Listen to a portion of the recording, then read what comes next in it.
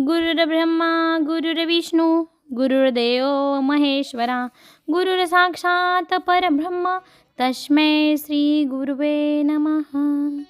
दिगंबरा दिगंबरा श्रीपादवल्लभ दिगंबरा अवधूत चिंतन श्री गुरुदेव दत्त दत्त दत्त दत्त दत्त। श्री स्वामी समर्थ। नमस्कार श्रोते हो, तर आपण श्री स्वामी समर्थांना त्रिवार वंदना करून आपण आपल्या व्हिडिओकडे वळूया। स्वामींचे नित्य पूजा कशी करावी याची माहिती ऐका। तर श्री स्वामी समर्थांची मूर्ती कोठे ठेवावी हा पहिला प्रश्न आहे। तर बघा, समर्थ आपले गुरु आहेत, तेव्हा त्यांची तस्वीर किंवा मूर्ती ही देवघरात ठेवायची नाही। स्वामींची तस्वीर किंवा मूर्ती दर्शनी भागात पूर्व पश्चिम भिंतीवर लावून ठेवू शकता। आता बघा, आपल्या देव्हाऱ्याच्या बाजूला श्री स्वामी समर्थांचे गुरुपादुका मंदिर बनवून घ्या। हा देव्हारा नव्हे, नाहीतर एकाच घरात दोन देव्हारे वास्तुदोषकारक अशी शंका तुम्हाला भेडसावेल।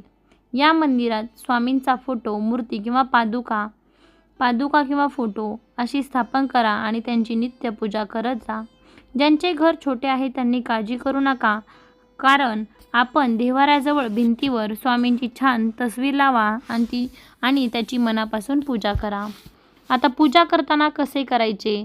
प्रथमतः स्वामींची स्वच्छ पादुका, मूर्ती, तस्वीर पुसा, त्यावर हळद कुंकू अक्षता वाहा आणि स्वामींच्या मूर्तीला अष्टगंधाचा टिळा हा अनामिक म्हणजे करंगळीच्या शेजारच्या बोटाने लावायचा।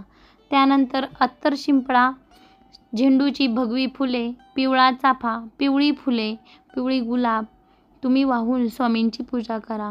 सुगंधी उदबत्ती लावा, धूपकांडी लावा, तुमचा छोटा दिवा लावा आणि स्वामींसमोर खडीसाखर इत्यादी गोड पदार्थ ठेवा आणि स्वामींचा जप करा 11 वेळा।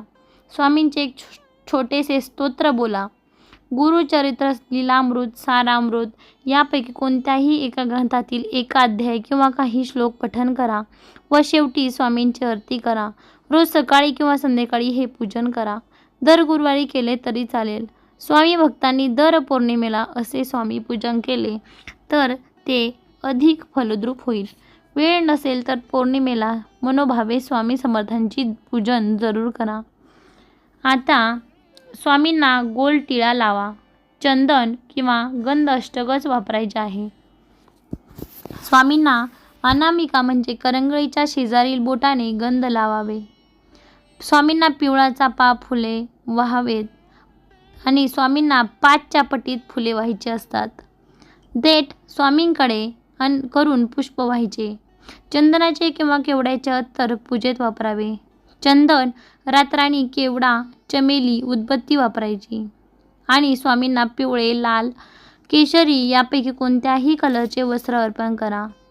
स्वामींना 2 किंवा 4 उदबत्त्या लावायच्या आहेत। धूपकांडी एकच लावायची आहे। धूपकांडी तीही चंदनाची असावी। कोणतेही अन्य फूल न मिळाल्यास पिवळा गोंडा चालू शकेल। काही विशेष सण असताना स्वामींना आपले पिवळे गुलाबाचे फूल व्हावे। स्वामींना लाल किंवा पिवळा गोंडा किंवा पिवळ्या चाफ्याचा हार घालावा। आता बघा, स्वामी समर्थांना समाधी घेऊन बराच वर्षाचा काळ लोटला आहे। स्वामींचे अनेक भक्तगण त्यांची दुःखे, विविध ताप घेऊन स्वामींकडे शरण येत असत।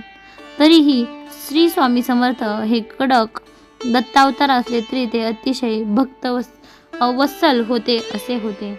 तर बघा, व्हिडिओ आवडला असेल तर नक्कीच चॅनलला सबस्क्राईब करा। धन्यवाद। तुमच्या सर्व इच्छा पूर्ण होत स्वामी आपली आई अशी कमेंट करा आणि